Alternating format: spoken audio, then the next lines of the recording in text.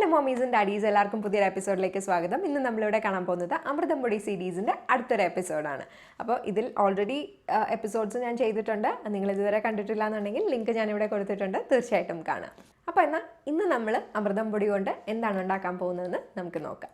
അപ്പോൾ ഇന്ന് നമ്മളിവിടെ കാണാൻ പോകുന്നത് വളരെ ഹെൽത്തിയും ടേസ്റ്റിയും ഡെലിഷ്യസും ആയിട്ടുള്ള ഒരു അമൃതംപൊടി ചോക്ലേറ്റ് കുക്കി എങ്ങനെ തയ്യാറാക്കാം എന്നുള്ളതാണ്.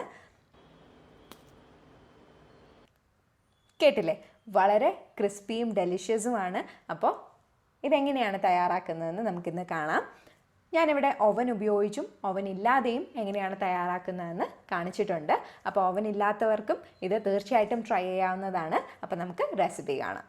റെസിപ്പി കാണുന്നതിന് മുൻപ് നിങ്ങൾ ഈ ചാനൽ ആദ്യമായിട്ടാണ് കാണുന്നത് എന്നുണ്ടെങ്കിൽ ആ സബ്സ്ക്രൈബ് ബട്ടൺ ഒന്ന് ക്ലിക്ക് ചെയ്യാൻ മറക്കരുത്. കൂടെ തന്നെ തൊട്ടടുത്തുള്ള ബെല്ലൈക്കനും. അപ്പോൾ ഓരോ പ്രാവശ്യം വീഡിയോസ് അപ്ലോഡ് ചെയ്യുമ്പോഴും നിങ്ങൾക്ക് ഉടനെ തന്നെ നോട്ടിഫിക്കേഷൻ കിട്ടുന്നതായിരിക്കും. എന്നാൽ പോയി റെസിപ്പി കാണാം. ആദ്യമായിട്ട് ഞാൻ എടുത്തിരിക്കുന്നത് ഒരു 100 grams ബട്ടറാണ്. ഏതാണ്ട് ഒരു 90 to 100 grams ബട്ടറാണ്. ബട്ടർ എപ്പോഴും റൂം ടെമ്പറേച്ചറിലായിരിക്കാൻ ശ്രദ്ധിക്കുക. അടുത്തത് നമ്മൾ ഇവിടെ മധുരത്തിനായിട്ട് ചേർക്കുന്നത് ബ്രൗൺ ഷുഗറാണ്. ബ്രൗൺ ഷുഗർ എന്ന് പറയുന്നത് ഇതുപോലെയാണ് ഇരിക്കുന്നത്. പൊടിച്ചെടുത്ത ശേഷം 1/2 കപ്പ് ഞാനിവിടെ മെഷർ ചെയ്തെടുത്തിട്ടുണ്ട്. നമ്മളിത് ക്രീം ചെയ്തെടുക്കുകയാണ്. അപ്പോൾ അതിലേക്കായിട്ട് നമുക്ക് വേണമെങ്കിൽ ഒരു വയർ വിസ്ക് ഉപയോഗിച്ച് തന്നെ ചെയ്യാം. വയർ വിസ്ക് ആണെങ്കിൽ കുറച്ച് എഫേർട്ട് എടുത്ത് വേണം ചെയ്യാനായിട്ട്, മാത്രമല്ല കുറച്ച് ടൈം കൺസ്യൂമിങ് ആണ്. അതുകൊണ്ട് ഞാനിവിടെ ഒരു ബീറ്റർ ഉപയോഗിച്ചാണ് ചെയ്യുന്നത്. ബീറ്റർ ഇല്ല എന്നുണ്ടെങ്കിൽ ആദ്യം കൈകൊണ്ട് നന്നായിട്ടൊന്ന് മിക്സ് ചെയ്ത ശേഷം വയർ വിസ്ക് ഉപയോഗിച്ച് നന്നായിട്ടൊന്ന് ക്രീം ചെയ്തെടുത്താൽ മതിയാവും.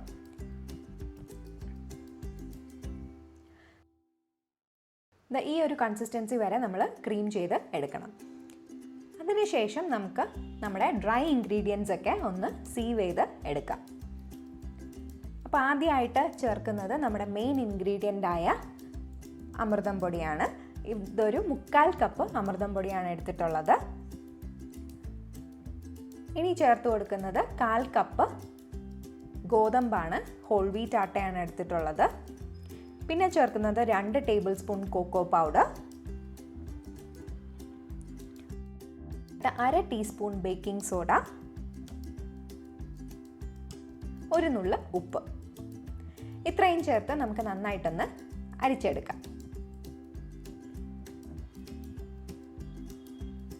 ഇതാ നമ്മൾ നന്നായിട്ട് അരിച്ചെടുത്തിട്ടുണ്ട്. ഇനി ഇത് നമുക്ക് പതിയെ നമ്മുടെ ക്രീം ചെയ്ത് വെച്ച ബട്ടറും ഷുഗർ മിക്സ്ചറുമായിട്ട് കമ്പൈൻ ചെയ്ത് നന്നായിട്ടൊരു ചപ്പാത്തി ഡോ കൺസിസ്റ്റൻസിയിൽ കുഴച്ചെടുക്കാം. ഇതിപ്പോൾ കുഴച്ചെടുക്കുമ്പോൾ നിങ്ങൾക്ക് അത് കുഴഞ്ഞു വരുന്നില്ല, കുറച്ച് ഡ്രൈ ആയിട്ട് ഫീൽ ചെയ്യുന്നു എന്നുണ്ടെങ്കിൽ ഏതാണ്ടൊരു 1-2 ടീസ്പൂൺ പാൽ ഉപയോഗിച്ചാൽ മതിയാവും. ചപ്പാത്തിയുടെ കൺസിസ്റ്റൻസിയിൽ ഞാൻ ചെയ്തെടുത്തിട്ടുണ്ട്. ഇത് റെസ്റ്റ് ചെയ്യേണ്ട ആവശ്യമൊന്നുമില്ല, നമുക്ക് ഉടനെ തന്നെ കുക്കി ഉണ്ടാക്കാം. ആദ്യമായിട്ട് നമ്മളിതുപോലെ ചെറിയ ബോൾസ് ആക്കി എടുത്ത്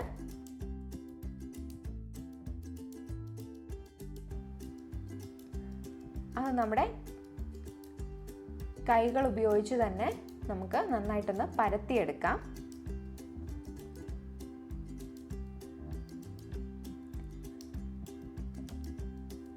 എന്നിട്ട് ഞാനൊരു ബേക്കിംഗ് ട്രേയിൽ ബേക്കിംഗ് ഷീറ്റിൻ്റെ പുറത്താണ് ഇത് വെച്ചിട്ടുള്ളത്. ഇനി നമ്മുടെ എല്ലാ കുക്കീസിനും സെയിം ഷേപ്പും സൈസും ഉണ്ടാവാനായിട്ട് നമുക്കതൊന്ന് കട്ട് ചെയ്തെടുക്കാം. കുക്കി കട്ടർ ഉണ്ടെങ്കിൽ അത് ഉപയോഗിക്കാം. എനിക്കപ്പോൾ കുക്കി കട്ടർ ഇല്ലാത്തത് കൊണ്ട് ഞാനിപ്പോൾ ഒരു ബോട്ടിലിൻ്റെ ക്യാപ്പ് ഉപയോഗിച്ചാണ് ഇത് കട്ട് ചെയ്യാൻ പോകുന്നത്.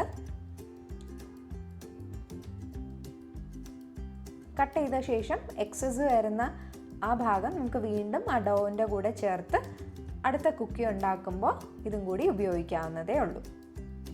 ഇനി ഇത് ഞാൻ 165 ഡിഗ്രി സെൽഷ്യസിൽ ഓൾറെഡി പ്രീ ഹീറ്റ് ചെയ്ത് വെച്ച് അവനിലോട്ട് വെച്ച് ഒരു 10 to 12 മിനിറ്റ്സ് ബേക്ക് ചെയ്തെടുക്കുകയാണ്. ഇനി നമുക്ക് ഓവൻ ഇല്ലാതെ എങ്ങനെയാണ് ഇത് ബേക്ക് ചെയ്യുന്നതെന്ന് നോക്കാം. അതിലേക്കായിട്ട് ഞാനൊരു കേക്ക് ടിന്നിൻ്റെ പുറത്ത് ഇതുപോലെ തന്നെ കുക്കീസ് ഷേപ്പ് ചെയ്തെടുക്കുന്നുണ്ട്.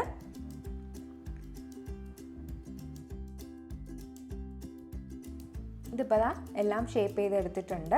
നിങ്ങൾക്ക് ഏത് രീതിയിലുള്ള പാത്രം വേണമെങ്കിലും ഇതിലേക്കായിട്ട് ഉപയോഗിക്കാം. ഞാനിപ്പോൾ കേക്കിന് ഉപയോഗിക്കുന്നു എന്നേ ഉള്ളൂ. എന്നിട്ട് ഇതുപോലൊരു പാനിലാണ് നമ്മളിന്ന് തയ്യാറാക്കാൻ പോകുന്നത്.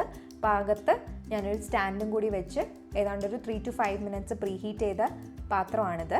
അതിലേക്ക് ഞാൻ നമ്മുടെ കേക്ക് ടിൻ വെച്ച് കൊടുത്തിട്ടുണ്ട്.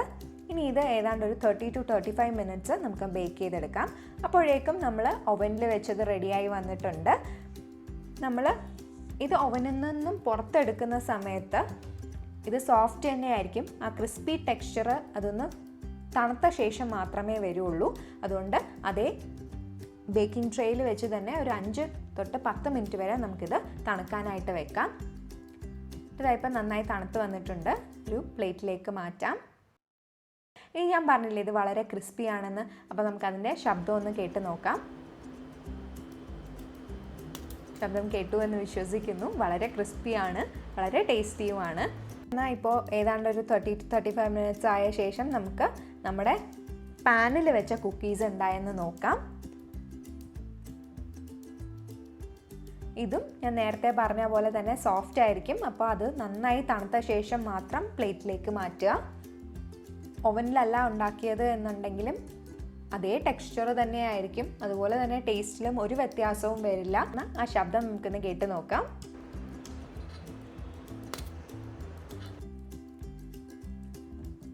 വളരെ ക്രിസ്പിയും ഡെലിഷ്യസുമാണ്. അപ്പോൾ എല്ലാവരും ഇത് തീർച്ചയായിട്ടും ട്രൈ ചെയ്ത് നോക്കുക. അപ്പോൾ എല്ലാവർക്കും ഇന്നത്തെ വീഡിയോ ഇഷ്ടപ്പെട്ടു എന്ന് കരുതുന്നു. ഇഷ്ടപ്പെട്ടിട്ടുണ്ടെങ്കിൽ ലൈക്ക് ചെയ്യാനും ചാനൽ സബ്സ്ക്രൈബ് ചെയ്യാനും മറക്കരുത്. അടുത്തൊരു വീഡിയോയുമായി കാണുന്നവരെ ബൈ ബൈ.